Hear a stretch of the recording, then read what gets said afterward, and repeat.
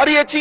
হয়তো আমার কথা অনেক লম্বা, আমি জানি না আপনি আমাকে সময় দিবেন কিনা, কিন্তু আমি বলতে চাই মাননীয় স্পিকার, আমরা যেই জায়গা থেকে দাঁড়িয়েছি, বাংলার 30 থেকে 40 লক্ষ উলামায়ে কেরাম আমাদের দিকে তাকিয়ে রয়েছে, কারণ তাদের কণ্ঠ, তাদের সে আওয়াজগুলো আমরা যেন জাতীয় সংসদ থেকে দিতে পারি। তার মধ্যে অন্যতম একটি হলো, মা কানা মুহাম্মাদুন আবা আহাদিম মির রিজালিকুম ওয়ালাকির রাসূলুল্লাহি ওয়া খাতামান নাবিয়্যিন ওয়া কানা আল্লাহু বিকুল্লি শাইইন আলিমা। আপনি জানেন, নবীর পরে আল্লাহ নবী হচ্ছে আমার ইমানের অংশ, আমার ইমানের পার্ট। তিনাকে ভালোবাসা, তিনার উপর ইমান, এটা আমার ইমানের অংশ। তিনি আমার শেষ নবী, যেটা কোরআন ঘোষণা দিয়েছে। নবীও বলেছে আনা খাতামুন নাবিয়্যিন লা নাবিয়্যা বাদি, আমি শেষ নবী, আমার পরে কোনো নবী আসবে না।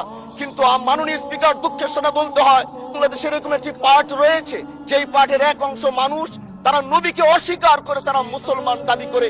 এবং এই বিষয়ে অনেকের ধারণা আছে, তারা জানে এই আন্দোলন করতে গিয়ে অনেক মুসলমানকে রাস্তায় শহীদ হতে হয়েছে, আন্দোলন করতে হয়েছে।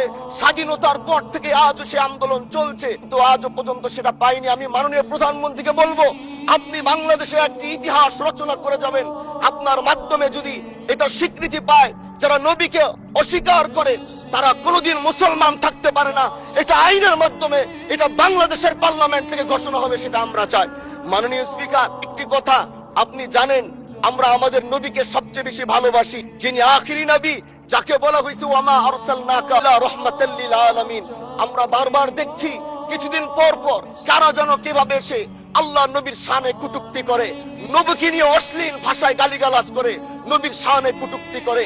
এই আন্দোলন, এই সংগ্রাম করতে গিয়ে আপনিও মাননীয় স্পিকার দেখেছেন, রাস্তাঘাটে আন্দোলন করতে গিয়ে কত মানুষ মৃত্যুবরণ করেছে। যদি একবার বাংলাদেশের আইনে, কারণ মুসলমান যদি আমাদের বাংলাদেশের পার্সেন্টেজ অনুযায়ী আমাদের অবশ্যই মুসলমানদের সংখ্যা এই দেশে অনেক বেশি। আমরা তো অন্য কিছু চাচ্ছি না। এই দেশের মানুষ নামাজ না পড়লেও যদি কেউ নবীকে কটূক্তি করে, তার কলিজা ছিঁড়ে যায়, সে রাজপথে নেমে যায়। আমি বলবো, যারা নবীকে কটূক্তি করে, নবীর নামে গালিগালাজ করে, এদের মৃত্যুদণ্ড, এই আইনটাও যেন বাংলাদেশের এই সংসদ থেকে পাশ করা হয়।